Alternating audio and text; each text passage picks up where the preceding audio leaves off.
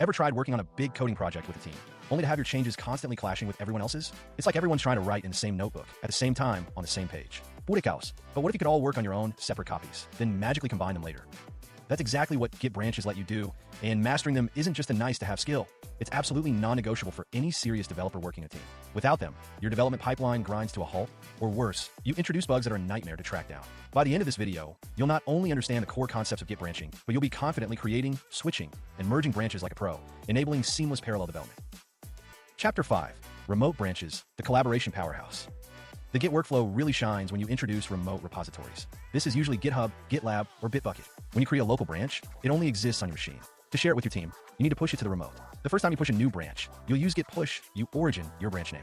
The u flag sets up an upstream tracking reference, so future pushes and pulls are simpler. Once your branch is on the remote, your teammates can see it, pull it down, and even contribute to it.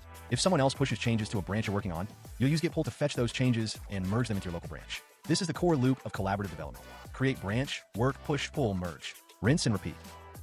Chapter 6. Branching Strategies, a team sport. Okay, so how do teams actually manage all these branches? This is where branching strategies come in. You've probably heard of Git Flow, which is super comprehensive with master, develop, feature, release, and hotfix branches. Honestly, for most small to medium teams, Git Flow is often overkill and adds unnecessary complexity. Hot take. I genuinely think it's often more trouble than it's worth unless you're managing complex releases across multiple versions.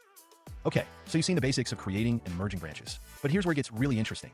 How do we do all of this with other people? Because let's be real, you're rarely coding in a vacuum. The real power of Git branching unlocks when you start collaborating with a team. My preferred approach for most teams is a simple feature branching model, sometimes called GitHub Flow.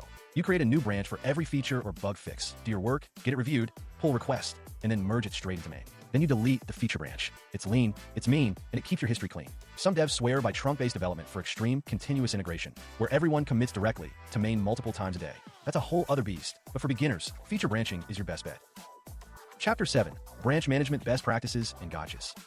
Alright, let's wrap this up with some crucial best practices and a few gotchas. Always keep your main branch clean and deployable. Never commit directly to it unless you're doing trunk-based development, and even then, you need rock-solid tests. Before starting new work, always pull the latest main into your local main branch. This minimizes merge conflicts later on. Trust me, future you will thank current you for this. Another thing, don't let old branches linger.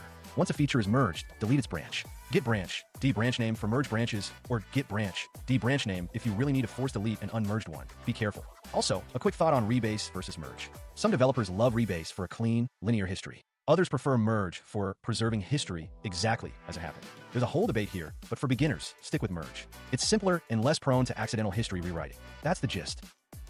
Let's recap. Git branches allow isolated, parallel development, preventing conflicts. Commands like git branch, git checkout, git add, git commit, and git merge are your daily tools. Remote branches, git push, git pull, enable seamless team collaboration. Simple feature branching is often the most effective strategy for most teams. The key takeaways: always branch for new features or bug fixes. Never work directly on main. Regularly git pull on your main branch before starting new work to minimize conflicts. Delete merge branches to keep your repository tidy and easy to navigate. If this helped you understand something new about Git branching and how to work in parallel, consider supporting the channel. Every bit helps keep these videos free for everyone. Drop a comment with your thoughts on your favorite branching strategy, or tell me your worst merge conflict story.